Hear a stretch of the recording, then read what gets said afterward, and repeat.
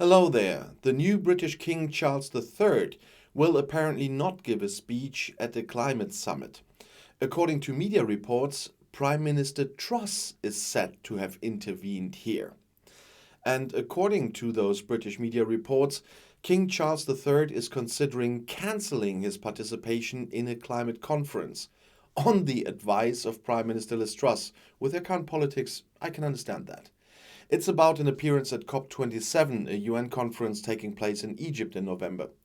Charles III, who has repeatedly spoken out about the climate crisis, was apparently invited. According to the Sunday Times, Prime Minister Liz Truss raised concerns during her official audience with the king and advised against attending.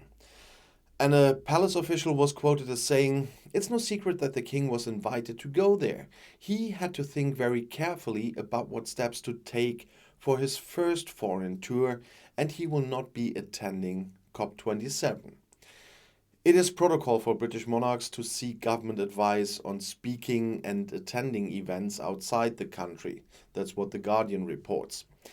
Another palace source said the monarch was disappointed with the prime minister's position and was ready to attend the conference. There were even other dates in the vicinity of the event in the planning. He's considering how he can make his support clear despite the cancellation. The Sunday Times reports that Queen Elizabeth II gave a completely non-political speech last year. At that time, she referred to her family's commitments to climate protection. "It fills me with great pride that the leadership role my husband played in encouraging people to protect our fragile planet lives on through the work of our eldest son Charles and his eldest son William.